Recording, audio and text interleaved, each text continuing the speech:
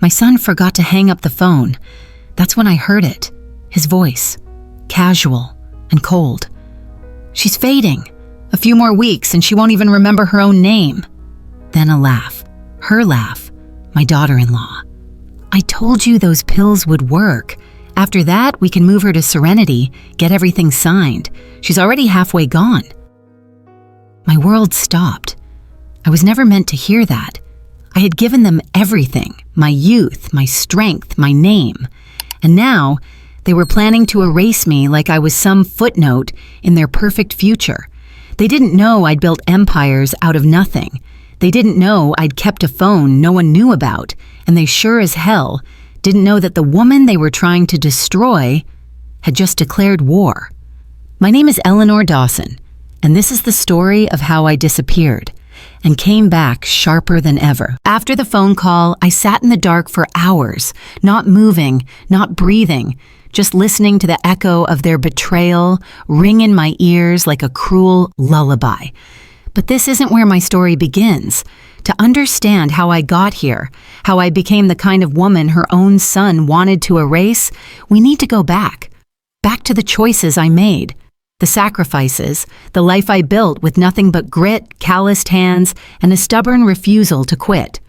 My name is Eleanor Dawson. I'm 63 years old, and I used to be somebody. Once upon a time, I was the woman Fortune magazine called the visionary behind Seattle's new skyline. As an architect, I designed buildings that kiss the clouds.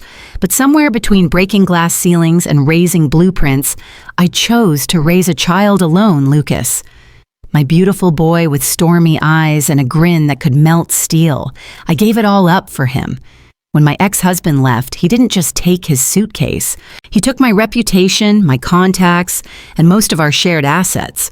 The firm we'd built together bore his name, and when the lawyers were done slicing my life into manageable halves, I got the house, the car, and a 6-year-old who didn't understand why Daddy stopped calling. So I rebuilt. I started my own practice from the dining room table. Lucas sat next to me, coloring while I drafted plans late into the night. I turned clients' scraps into visions, took on projects nobody wanted and made them shine. Every cent I earned went into Lucas, his education, his future, his everything.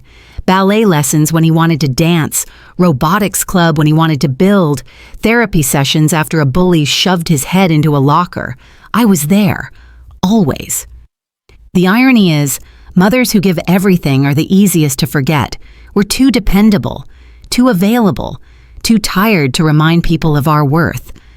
Lucas grew up into someone I barely recognized. At first, it was the distance, calls that came less and less. Then came the polite refusals to visit on holidays. And finally, the annual Thanksgiving phone calls where he'd sound distracted, always wrapping up with a quick, "Love you, Mom," before I could even ask how he was doing. No birthdays, no Christmas cards, just radio silence wrapped in guilt-laced apologies. Still, I made excuses for him. He was busy, building a life, starting a career. Then I heard through a former colleague's daughter that he'd gotten married to a woman named Brittany, a nurse apparently. No invite, no phone call. I wasn't even a footnote in the biggest moment of his life. I told myself I didn't need to be. I had my garden, my walks around Green Lake, my books. I had quiet, which is sometimes easier to manage than the sharp pang of hope. I stopped checking my email daily. I canceled the home phone. The silence became familiar, predictable, safe. Then, 2 weeks before that phone call, the one that changed everything, I received an email.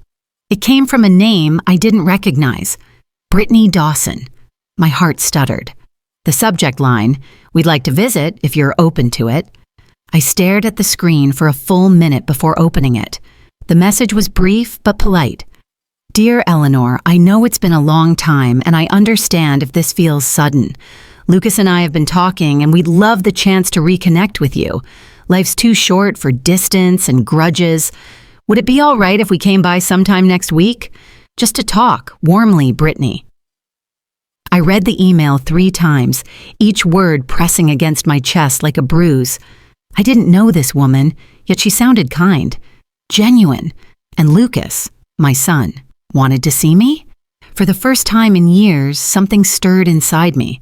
A fragile ember I'd long thought dead flickered to life. I typed a response, deleted it, typed again.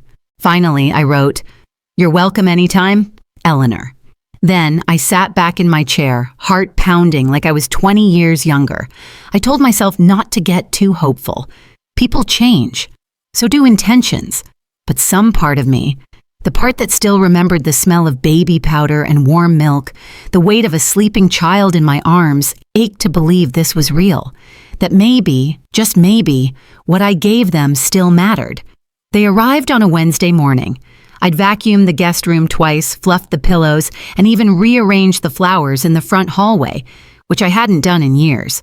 I told myself it was just to be polite. But deep down, a part of me was desperate for this to go well.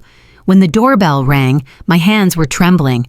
I opened the door to find Lucas standing there, older, broader, more tired than I remembered, with a woman beside him who smiled like she meant it. "Hi, Mom," he said, voice tight. I couldn't speak, my throat constricted. For a second, I thought I might cry, but I held it together. Then Brittany stepped forward. "It's so good to finally meet you," she said. Her voice was soft, carefully measured, like someone used to talking to patients on the edge of panic. "Thank you for letting us come." Lucas looked down at the floor, then back at me. "I know it's been a long time, too long, and I've made mistakes. He exhaled. "I want to fix things, if that's even possible." Tears welled in my eyes before I could stop them. I didn't say I forgave him. I didn't say I trusted him. I just opened the door wider and stepped aside. Over the next few days, the house changed. Where there had been silence, there was now laughter. Tentative, careful, but real. Lucas took the old lawnmower out and fixed the broken blade without me asking. Brittany made breakfast in the mornings and brought me a cup of tea just how I liked it. Earl Grey, splash of oat milk, no sugar. "We want to stay a while," Lucas said over dinner one evening, "just until we figure things out. Reconnect." I nodded slowly. That would be nice. I didn't believe in fairy tales. I wasn't naive. But maybe, just maybe, this could be something close to healing. Brittany became something of a constant. She noticed my arthritis flaring and reorganized my kitchen so the heavy pans were in lower cabinets. She replaced my pill bottles with a cheerful plastic organizer, color-coded by day. She made checklists of my appointments and helped me install a new calendar app on my phone. I was grateful, honestly. Things had been harder lately. I'd caught myself forgetting simple tasks, where I left my keys, the name of my neighbor's dog. I told myself it was stress, or age, or both. "You've done so much alone," Brittany said one night while we watched an old Cary Grant movie. "You shouldn't have to anymore." Her kindness was disarming. I found myself relaxing, trusting. And that was my mistake. It started with the prescriptions. I'd gone to retrieve a refill from the kitchen cabinet and noticed something strange.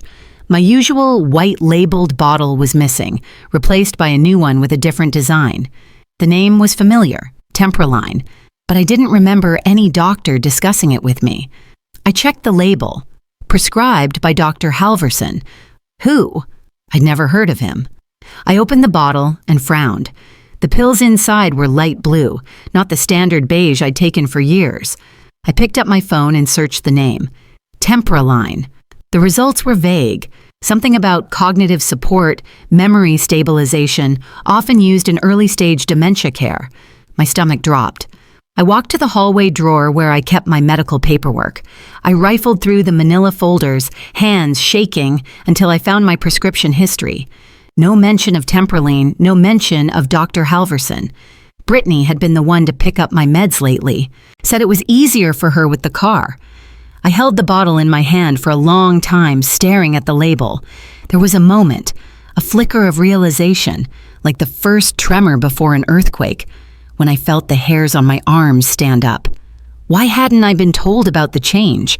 Why was a new doctor prescribing medication I didn't recognize? And more importantly, why did I feel so tired lately? Why did the days blur together? Why did I keep waking up unsure what time it was? I put the bottle back in the cabinet carefully, too carefully, as if it might explode. And that's when I knew. Something wasn't right. Something was deeply, fundamentally wrong. But I said nothing. Not yet. I smiled at Brittany when she asked if I'd taken my evening dose. I told Lucas I was fine when he asked how I'd been sleeping. I let them believe I was still the same Eleanor, the grateful, aging woman they could manage. Because now, I needed time. Time to figure out what they were really doing and how to stop them. "I've been thinking," Lucas said one morning over breakfast, tapping his spoon against the rim of his coffee mug. "Maybe it's time we got a second opinion on your meds." I looked up from my oatmeal, confused. "What do you mean?" "Dr. Peterson's been your doctor forever," he said, shrugging. "But he's kind of old school, isn't he? I mean, medicine's come a long way." "He's thorough," I replied, my voice sharper than intended, "and he knows my history." Lucas raised both hands. "I'm not saying he's bad, just maybe it wouldn't hurt to have someone else take a look. Brittany knows a specialist, younger, more in touch with current treatments." Brittany chimed in from the sink, washing dishes. "Dr. Halverson is amazing. He's helped a lot of older patients manage their medications better, just a consult." I hesitated. The unease in my chest flared, but I didn't want to seem ungrateful, not after everything. So I nodded slowly. "All right. A consult." That was the beginning. Within a week, I had a virtual visit with Dr. Halverson, except I never saw his face. Brittany handled everything. Set up the laptop, typed the responses, even read the doctor's instructions aloud. "He says the medication you're on might be outdated," she explained. "Tempraline has better cognitive support. It's very gentle." I nodded. I didn't feel gentle. I felt foggy, sluggish. My thoughts drifted like leaves on a slow-moving river. I would start a sentence and forget where it was going. I'd walk into rooms and forget why. One afternoon, I stared at my own reflection for a full minute, trying to remember whether I'd already brushed my teeth. Brittany was always there, smiling, patient, her voice like honey as she handed me the evening dose. "You're doing great, Eleanor. This is just your brain adjusting. It'll pass." It didn't pass. And then came the nurse. "She's a friend of mine," Brittany said, waving her hand like it was nothing. "She works at the clinic part-time, offered to stop by and do a wellness check." I didn't remember agreeing. But suddenly, there was a strange woman in my living room taking my pulse, checking my pupils, asking odd questions. "What day is it? What's your birth date? Can you spell world backward?" I fumbled through the answers. My mind, usually sharp as a tack, felt like it had been stuffed with cotton. After she left, Brittany reassured me. "Standard stuff. Just protocol." Lucas was quiet that night, thoughtful. "We should talk about your will," he said softly. I blinked. "My will?" He nodded. "You're still sharp, of course, but it's good to have everything updated, just in case. We want to honor your wishes." There was something in his tone that set me on edge, but again, I said nothing. I let him bring out the documents. I let him explain the sections. Brittany stood beside me, smiling encouragingly. "It's just cleanup," she said, "organizing what's already there." I signed. My hand moved as if separate from my brain, pen gliding across paper while my thoughts screamed behind my eyes. "You don't know what you're signing. Why are you doing this?" But it was too late. Later that evening, I wandered into the hallway and saw Brittany holding Lucas's phone. She was laughing, soft, girlish giggles that felt out of place in our quiet house. She slipped into the guest room and shut the door, her voice dropping to a hush. I leaned in just close enough to hear the edge of a sentence. She didn't even question it. Then more laughter. I stepped back, heart hammering, a knot tightening in my gut. Had I imagined it? Were they just talking about dinner, a show, a joke I'd missed? I told myself I was being paranoid. I told myself not to jump to conclusions, but the doubt had been planted, and it was growing fast.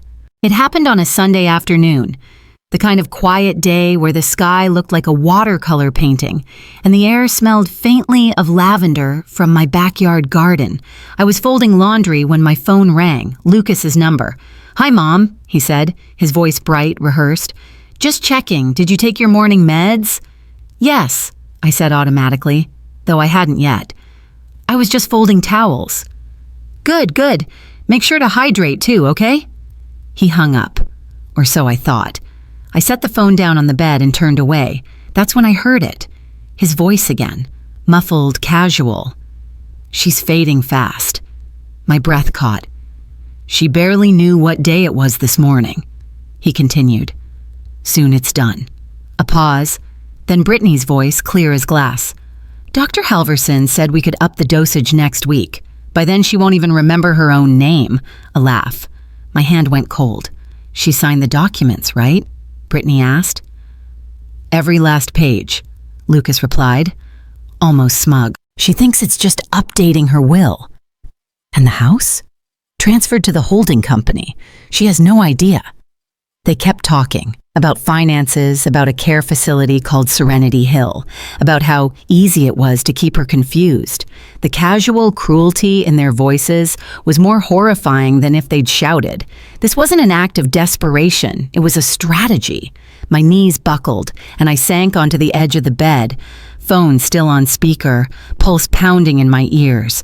I wanted to scream. I wanted to rush in and throw them both out of my house.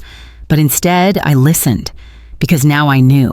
And if I wanted to survive, if I wanted to keep my mind, my freedom, my life, I had to play the part. When the call finally ended, I sat there in silence, the room spinning around me. My hands were ice. My heart thudded in my chest like a war drum.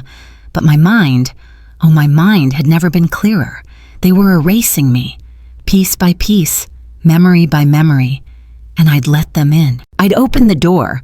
I'd serve them tea. I walked to the kitchen and pulled the bottle of Tempraline from the cabinet. The label still bore Dr. Halvorson's name. I sat down at the table, opened my laptop, and typed, "Tempraline plus side effects." The results made my blood run cold. Tempraline was not gentle.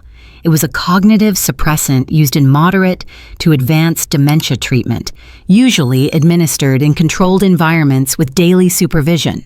Side effects included disorientation, hallucinations, memory gaps, emotional flatness. There was no mention of it being used preventively, and it had never been approved for patients without a confirmed diagnosis. I read the fine print again and again. Then I looked at the half-empty bottle. They were drugging me. Not to help, to make me compliant, to break me. I moved like someone in a dream, upstairs to the back of my closet, where an old wooden jewelry box sat buried beneath scarves I hadn't worn in years. Inside it, beneath a faded birthday card from my sister, I found what I was looking for, a prepaid flip phone, bought years ago during the height of my divorce, just in case. Just in case Robert ever tried to lock me out of my accounts, just in case I needed a clean slate. Funny how survival instincts never fully disappear. The battery still had charge. I turned it on and scrolled through the primitive menu. It still worked. I opened the voice memo app. That night, I didn't take the pills. I flushed them carefully, silently. Then I waited, pretended. At breakfast, I let my spoon hover over the cereal like I couldn't remember what to do next. Brittany smiled sympathetically. "It's okay, it's just a foggy day, right?" I smiled back, because now the game had changed, and I was done playing defense. For the next 3 days, I became an actress. My stage, the home I designed, now turned into a prison. My audience, 2 people who thought I was too far gone to notice the tightening noose around my neck. Each morning, I flushed the Tempraline when Brittany wasn't looking, letting the capsules dissolve like tiny betrayals. My mind sharpened with every skipped memoirs. Memories returned in full color. Details clicked into place. And I got to work. The first step was evidence. I couldn't rely on just memory or instinct. I needed proof, real, tangible proof that they were drugging me, manipulating my routine, planning to steal everything I'd spent my life building. So I used the tools I knew best: structure, precision, concealment. I retrieved an old webcam from a dusty drawer, still functional, still discreet. I set it up behind the curtain rod in the living room, angled toward the kitchen where most conversations happened. The light was covered with black tape. It blended perfectly. Next came the USB, tiny silver, shaped like a key. I began transferring footage at the end of each day, each clip carefully named and encrypted. Then I taped the drive underneath the old oak table in my office, hidden in a groove I'd carved decades ago when Lucas was still in diapers. Irony, I thought, touching the wood, that this table would become my vault. Lucas and Brittany, unaware of my little resurrection, were already preparing the next phase. "We've been researching a care facility," Lucas said one evening, casually stirring sugar into my tea. "Serenity Springs. It's top tier, beautiful place. Around-the-clock specialists." I looked at him, blinking slowly. "Am I going somewhere?" He smiled gently. "Just a visit. A wellness check. You'd love the gardens." Brittany nodded beside him, rubbing my shoulder. "They have therapy dogs and watercolor classes. Doesn't that sound nice?" I wanted to scream, but I smiled. "That does sound nice," I murmured. That night, I faked a breakdown. I stood in the hallway, disoriented, mumbling nonsense. I knocked over a lamp. I stared at Lucas with wide, empty eyes and asked him if Daddy was coming home for dinner. He froze. Brittany caught my arm like I was about to fall off a cliff. "Let's get you to bed," she said gently, her fingers tightening just a little too much. The next morning, they were giddy. "I think the meds are working," Brittany whispered when she thought I couldn't hear. "She's slipping." Perfect. That afternoon, Lucas left to meet with a lawyer about guardianship forms. Brittany stayed behind, giving me a glass of juice and a schedule for the next week. She disappeared into the guest room to make phone calls. That was my window. I waited for the hallway to go quiet, then slipped into my room, pulled on my coat, stuffed the prepaid phone and a decoy bottle of pills into my purse. And I left. I didn't slam the door. I didn't leave a note. I just vanished. But I didn't go to the police. Not yet. Cops needed more than just suspicion and fear. They needed documents, proof. I needed access to the one place Lucas didn't know existed. 10 years ago, after Robert bled my bank accounts dry during our divorce, I created a safety net, a private safe deposit box at a bank across town, under my maiden name, Eleanor Bright. It held exactly what I needed now. I called a cab using the burner phone, gave the driver a random address near the bank, and paid in cash. As we drove through the streets of Seattle, I felt like a ghost, a version of myself that no longer existed, one no one believed still had power. At the bank, I walked to the counter and handed over my ID. The teller, a young woman with freckles and kind eyes, didn't flinch. "Welcome back, Ms. Bright." I signed the ledger and was escorted to the private vault room. The box was heavier than I remembered. Inside, $5,000 in rolled bills, my original living trust papers, copies of my business licenses, and, most importantly, medical records. Originals, the kind you can't fake with Photoshop and a forged signature. And tucked beneath them, wrapped in a silk scarf, a leather-bound notebook. Every red flag, every doubt I'd scribbled since the day Lucas walked back into my life. All dated, all detailed. I smiled for the first time in weeks. Checkmate wasn't here yet, but it was coming. Vincent Rourke still smelled like cigarettes and coffee. He greeted me with a wry grin outside the same diner where we'd once planned how to catch my ex-husband cheating. That had been 15 years ago, but nothing about Vincent had changed, except perhaps the gray creeping into his beard and the way his eyes scanned the street before we sat down.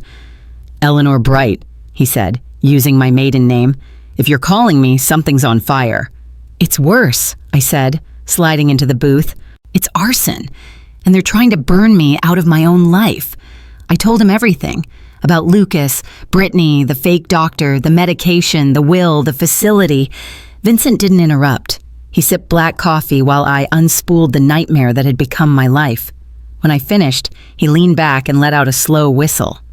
"Well," he said, "either they're the dumbest crooks alive or the most arrogant. Maybe both. I'll need names, addresses, everything you've got." I handed him a folder I'd pulled from the safe deposit box. "Start with Brittany. Something's off." He opened the folder, scanned the contents. "You're smart to come to me before going to the cops. If she's as clever as you say, we'll need more than hunches to take them down." "What do we do first?" Vincent leaned forward. We flipped the script. Let them think you're still confused, still controllable. You keep playing the part. Meanwhile, I dig. For the next several days, I returned home, feigning a state of fragile dependence. Lucas and Brittany didn't ask many questions. They assumed my sudden disappearance was just another symptom of decline. I told them I'd gotten lost on my walk. I'd panicked and found a cab. My memory was spotty. My voice trembled just enough to sell the lie. They were satisfied. Brittany resumed her role as caregiver. Lucas monitored my schedule, but I was no longer their puppet. Behind the scenes, Vincent moved fast. 3 days later, he called me from a burner number. "You were right," he said without preamble. "Brittany Dawson doesn't exist, not legally. Her real name is Dana Bricks. She lost her medical assistant license 5 years ago in Arizona after falsifying prescriptions. Got off with probation because she claimed she was coerced by a doctor she was dating." My jaw clenched. "And now she's here, poisoning me under a new name." "Exactly. She's been bouncing around small clinics under different aliases ever since, never long enough to trigger background checks." "What about Lucas? Deep in debt, gambling, credit cards maxed. He's got liens on his accounts and a judgment from a payday loan service that charges 40% interest." It all clicked into place. He hadn't come home out of guilt. He'd come because I was his last lifeline. "Here's what we're going to do," Vincent said. "We need a smoking gun, a conversation, a document, something irrefutable." "They talk when they think I'm not listening," I said slowly. "I've caught pieces, but never the whole thing. Then let's make sure we do." That night, I stitched a small recording device, no bigger than a matchbox, into the inner seam of Lucas's jacket. He'd left it hanging over a chair, too busy reviewing paperwork on the kitchen island to notice. My fingers moved with calm precision. The next morning, he put the coat on without a second thought. I waited. That afternoon, Vincent texted me a message that made my blood run cold. "Got it. They're planning to sign commitment forms within 48 hours. I stared at the screen. 2 days. That was all I had left before they dragged me into Serenity Springs, where the sedation would be heavier, the isolation complete, and my voice finally silenced. Vincent's message continued. "They want the paperwork done quietly. Claim it's for your safety. Lucas already met with an elder law attorney. Brittany's prepping your evaluation summary. They think they've won. But they hadn't. Because I wasn't just going to stop them, I was going to bury them with their own lies." I started calling Lucas Robert. At first, he corrected me gently. "No, Mom, it's Lucas, remember?" But I kept at it. Every time he entered the room, "Robert, why are you so late?" Or, "Did you feed the dog?" We never had a dog. I pretended to forget how to use the microwave. I left the water running in the kitchen sink. I stared blankly at Brittany when she asked me what year it was. They didn't suspect a thing. To them, I was unraveling exactly as planned. One afternoon, Brittany walked in on me mumbling to myself, stroking the armrest of my chair like it was a cat. I could see her watching me with this strange, gleaming satisfaction in her eyes. She whispered to Lucas later that night, thinking I couldn't hear. "She's ready," she said. "It's time." 2 days later, Brittany made the call. I watched from the kitchen as she stood in the hallway, speaking in her soft, professional tone, her fake nurse voice. "Yes, Serenity Springs, please.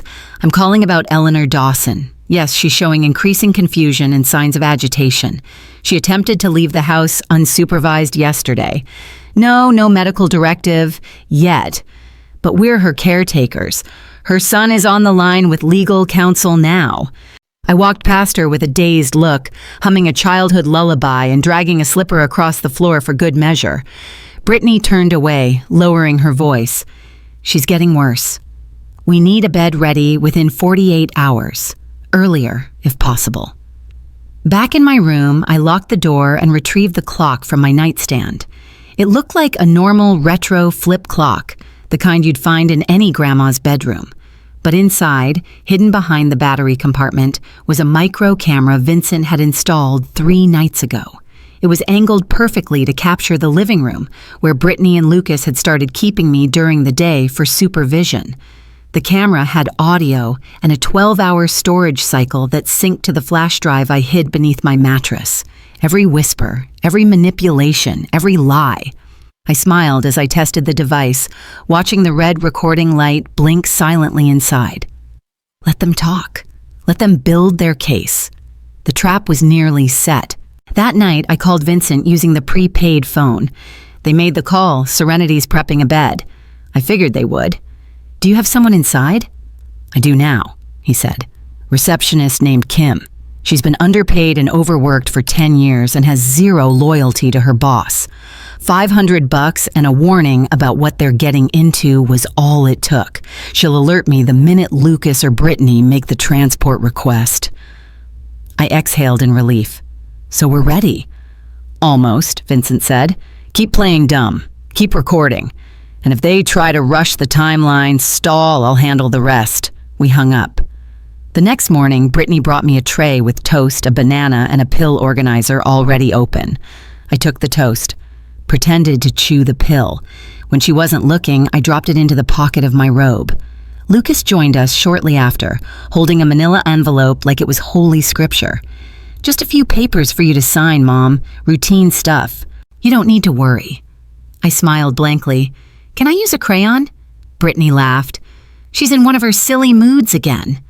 Lucas guided my hand to the paper, slid the pen between my fingers, and pointed. Just here and here, I signed. Sloppily, deliberately crooked, because in 2 days it wouldn't matter. They thought they'd already won. But I wasn't the one being committed. They were. The morning they came for me, the sky was still pink. Brittany knocked on my door gently, like she was waking a sleeping child. Good morning, Eleanor, she said softly. Time to get dressed. We've got a little trip planned. A trip? I blinked, rubbing my eyes like a confused toddler. She smiled. Just a short stay, somewhere peaceful, just until things settle. Downstairs, Lucas was waiting, keys in hand and that same false kindness plastered across his face. Mom, it's just temporary. A couple of weeks. You'll have your own room, activities, people your age. I froze on the staircase. I don't want to go. Lucas stepped forward. It's for your safety. I said no, I whispered, trembling. Please don't make me go. Brittany moved behind me. You've been having episodes again. This is what's best. No!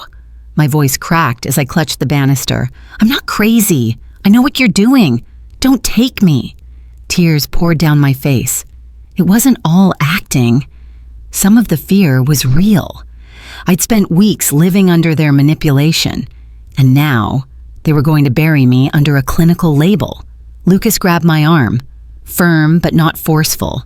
We're not arguing, Mom. They led me to the car like I was a prisoner. My cries echoed off the driveway.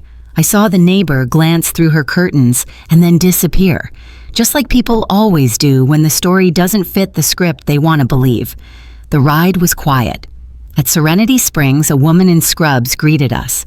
She introduced herself as Mrs. Rhodes, the facility's intake coordinator. I'm told Eleanor has had increasing episodes of confusion and paranoia, she asked. Lucas nodded. We have detailed notes. She's been non-compliant, emotionally unstable, and maybe a danger to herself. I sat in the chair, hands folded, eyes on the floor. Mrs. Rhodes turned to me. Eleanor, do you understand where you are? I looked up and smiled. Yes, I said clearly. I'm at Serenity Springs, and I'd like to speak with my attorney now. Mrs. Rhodes blinked. Lucas's jaw dropped. What? I said I want my lawyer. I stood up, shoulders straight, voice strong, and I'd like to report a crime. Brittany's face turned to stone. Don't listen to her, she said quickly. She's unstable. Vincent walked through the front door like a storm in a suit, followed by 2 federal agents with badges displayed and expressions that meant business. Federal agents, one of them said. Step away from Ms. Dawson. Lucas stumbled backward. There's been a mistake. She's mentally unfit. Vincent held up a phone. You sure about that? He pressed play. The recording spilled into the room like poison. Lucas's voice. She's fading fast. She won't even know where she is by next week. Brittany. Upping the dose worked. She's signing anything. The papers are done. By the time she's in Serenity, it'll all be ours. Mrs. Rhodes stepped back, horror flooding her face. Brittany lunged for the nearest nurse's cart. "She's having a psychotic episode. She needs her meds." "Don't touch that," barked one of the agents, yanking her back. Vincent turned to me. "Ready?" I nodded and pulled out a sealed manila envelope from my purse. "This is a certified psychological evaluation conducted last week by Dr. Franklin Cortez, a licensed geriatric psychiatrist. It states that I am in full cognitive health with no signs of dementia or decline." The agent took the file, skimmed it, then nodded. "That's game over." Lucas was pale. Brittany's mouth hung open. The agents cuffed them both. "You're being arrested for attempted elder abuse, fraud, and conspiracy to commit medical malpractice. You have the right to remain silent." I watched as they were led away, my son and his wife, faces twisted with disbelief that their perfect plan had collapsed under the weight of my quiet resistance. And in that moment, I didn't feel like a victim. I felt like the woman I used to be, the one who built skyscrapers and buried anyone who underestimated her beneath the foundation. "They're lying!" Lucas shouted, his wrists bound in cold steel, face flushed with indignation as the federal agents escorted him through the station doors. "I swear this is all a misunderstanding. We were trying to help her." Brittany, now devoid of her careful nurse facade, clung to her last scraps of dignity like a drowning woman clutching a sinking raft. "We just wanted what was best for her," she insisted, her voice cracking under pressure. She was deteriorating. We were scared. Vincent leaned against the hallway wall, arms folded, watching the scene unfold with a grim satisfaction. He didn't speak. He didn't have to. The evidence did all the talking. Over the next several hours, the agents processed the damning documentation, forged signatures, fraudulent medical evaluations, and transfers of property that bore Eleanor's name. Some signed while she'd supposedly been too cognitively impaired to tie her own shoes. "Here's the deed transfer for the Dawson estate," one investigator said, laying out the paperwork. "Filed 3 weeks ago, notarized by someone who no longer works in the state. And here's the asset consolidation file," another agent added. "They moved most of her business shares into a shell company. The name on the paperwork? Lucas R. Dawson, acting power of attorney." Vincent dropped a final file onto the table. "That POA document? It's fake. Eleanor never signed that version, and the notary was a friend of Brittany's from Arizona." The air in the room thickened. Back in the observation room, I sat behind a glass wall, hands folded neatly in my lap. They hadn't seen me yet. Lucas and Brittany were in separate rooms now, being questioned. But I'd requested one thing, just one. "I want to speak to my son," I'd told the lead agent. They agreed, carefully, with supervision. When Lucas was brought into the interrogation room, his eyes locked onto mine for the first time in weeks, no years, with something that almost resembled guilt. Almost. "Mom," he said quietly, trying to find footing. I said nothing. He sat down across from me, cuffs still on his wrists. "I didn't want it to go this far," he said. "I was trying to fix things." "Fix them?" I asked, my voice soft, too soft. "By taking everything I spent my life building?" He looked down. "You were sick," he said. "You were forgetting things. Because you were drugging me." He flinched like I'd slapped him. I leaned forward. "Lucas, I have one question. Just one." He looked up. "Did you ever actually love me?" The silence stretched between us like an endless chasm, a black hole of years lost, trust shattered, memories twisted. He didn't answer. He turned his head away, stared at the corner of the room where the wall met the floor. I waited. I gave him the space to say anything, an apology, an excuse, a shred of truth, but he stayed silent. And in that silence, something inside me closed, not with anger, not with hatred. Just finality. The door opened and the agent stepped back inside. "That's enough." I stood, my voice calm. "We're done here." As I walked past Lucas, I didn't look back. Some endings are meant to stay unfinished. The courtroom was cold, too cold. Marble floors, oak benches, and a judge who'd clearly seen the worst of human nature, and still wasn't surprised. Lucas stood beside his lawyer in a crisp suit, the irony almost laughable. He looked like the professional son, the concerned caregiver, but the chain on his ankle told the real story. Brittany sat 2 rows behind him, hair pulled into a tight bun, her face scrubbed clean of makeup, stripped of charm. Her legal team had tried to paint her as misled, manipulated, desperate. The jury didn't buy it. I sat in the front row, flanked by Vincent and 2 federal prosecutors. I didn't cry. I didn't blink. I watched with the calm of someone who'd already done their grieving. The judge adjusted his glasses, voice low but firm. Lucas Raymond Dawson, for your role in committing fraud, falsifying legal documents, conspiracy to abuse an elderly individual, and attempted financial exploitation, this court sentences you to 20 years in a federal correctional facility with no chance of parole for at least 15. Lucas didn't look at me. Brittany and Dawson, for impersonating a medical professional, administering unauthorized substances, and conspiracy to commit elder abuse, you are hereby sentenced to 17 years in state prison. She gasped, a sharp, broken sound that echoed across the chamber. The gavel came down. Final. Cold. Outside the courthouse, reporters flooded the stairs. Questions flew like darts. Ms. Dawson, do you feel justice was served? Are you planning to sue for damages? What do you want to say to other victims? I didn't answer. Not yet. Back at my home, my real home, not the psychological prison they'd tried to make it, I sat in the sunroom with Vincent. You did good, he said, sipping his coffee. I shook my head. No, you did. Vincent reached into his briefcase and handed me a file. One last thing you should know. Inside were documents, court transcripts, and sealed investigation reports. It wasn't their first time, he said. Back in Arizona, Brittany, under the name Dana Bricks, was investigated in the death of an elderly woman. Same setup, medication, confusion, mysterious death just before assets were transferred to a caretaker's business. But they didn't have enough evidence that... I closed the folder slowly. Now they do. Vincent nodded. Now they do. The next week, I met with my estate attorney. We reviewed every asset, every clause, every trust.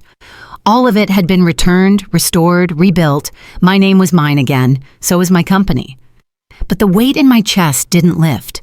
Later that evening, I went into my study and opened the drawer where the old will was kept, the one I drafted 10 years ago, when I still believed that blood outweighed betrayal. Lucas's name was there. Executor, sole heir.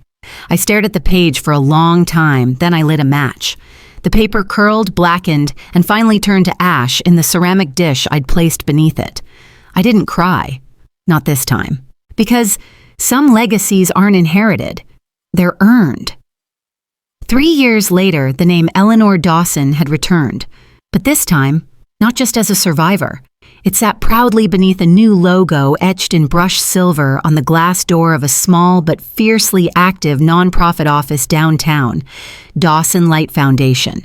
We opened our doors on the first day of spring. I'd chosen that date intentionally. The symbolism wasn't subtle.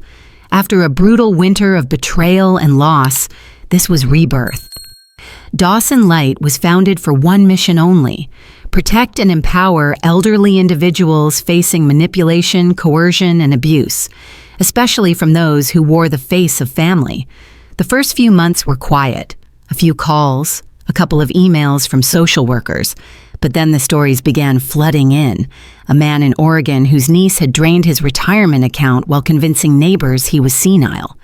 A woman in Florida whose daughter faked medical reports to gain power of attorney.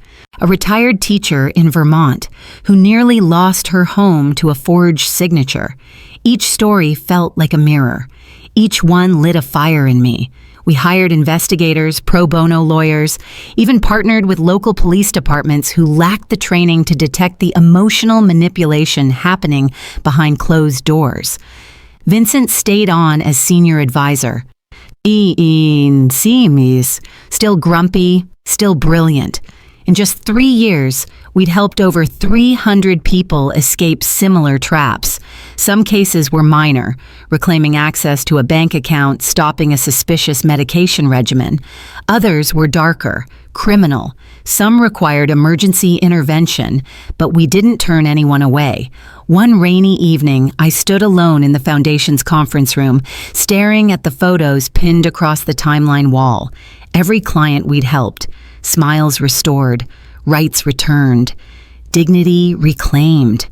And still, people said the same thing to me over and over. I thought I was going crazy. I thought it was my fault. See, I didn't think anyone would believe me. That's what abuse does. It doesn't start with fists. It starts with doubt, with silence, with gaslighting, and it thrives in the shadows. So I made it my mission to shine a light, which is how I found myself seated under the bright lights of a national television set just after the 3-year anniversary of the Foundation's founding. The host smiled at me with polished sympathy. "You've become the face of a new movement, Eleanor. What message do you have for those watching, especially those who might be too afraid to speak up?" I looked into the camera. The red light blinked. I thought of the pills, the fake smiles, the moment I heard my son laugh while plotting to erase me. I thought of how long I stayed silent, afraid of being dismissed, labeled, locked away. Then I said, "We are not weak. We are not confused. We are not burdens." I let the words settle. We are simply unheard. And now, finally, we're speaking. The letter arrived on a Thursday, sealed in an envelope marked with the name of a federal correctional facility in upstate New York. My assistant placed it gently on my desk, uncertain, but I already knew who it was from. Lucas. I stared at the handwriting, still neat, still his. I hadn't seen it since he forged my signature on half a dozen legal documents that nearly stripped me of my freedom and life. For a moment, I simply looked at the envelope.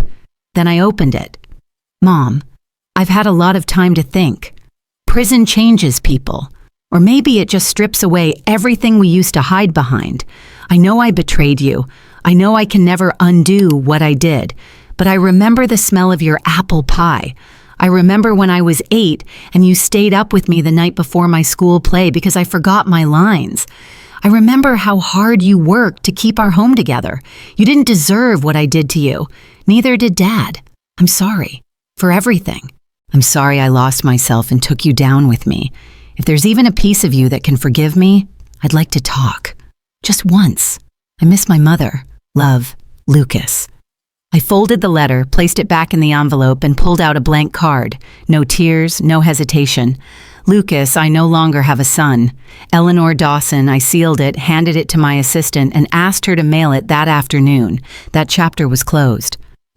Later that day, I was answering calls on our Foundation's hotline, something I still did once a week, no matter how busy we got. The line blinked. I answered with my usual calm. "Dawson Light Foundation, this is Eleanor." A soft voice cracked through the receiver. "My daughter says I'm confused all the time. She's taken my checkbook. I don't know what to do anymore. I feel crazy." "You're not crazy," I said instantly. "You're being manipulated. And we're going to help you." I spent 30 minutes listening, reassuring, directing her to one of our partner attorneys in her town. When we hung up, I took a deep breath and turned toward the doorway, where Vincent stood, arms crossed, leaning against the frame with his usual knowing smirk. "You ever get tired?" he asked. I smiled. "Only when I stop." He stepped inside, handed me a cup of tea. "The world still needs people like you." "Us," I corrected. "The world needs people like us." He raised his cup. "To the loud old women with memories like steel traps." Just then, a knock at the door. "Eleanor?" said a warm, clear voice. I turned, stunned. Maya. It had been nearly 4 years since I last saw her. My former assistant, the one Lucas chased away when she began questioning the paperwork, the medications, the strange financial shifts. She looked stronger now, wiser, confident in a way she hadn't been before. "I heard there's a position open," she said, holding up a briefcase. "Senior counsel?" I was on my feet before she finished the sentence. We hugged tightly, the kind of embrace that stitches back parts of your life you didn't know were still torn. "You came back," I whispered. "You were the reason I became a lawyer," she said. "Now I want to protect women like you, before it's too late." That evening, I sat alone in my office for a moment. I pulled open the bottom drawer, took out the burned edge of the will I'd kept as a reminder, and looked at the last photo I still had of Lucas as a baby. Then I looked out the window, at the lights of the city blinking back at me. They thought I'd forget. They thought I'd fade quietly. But I was never the kind of woman who forgets.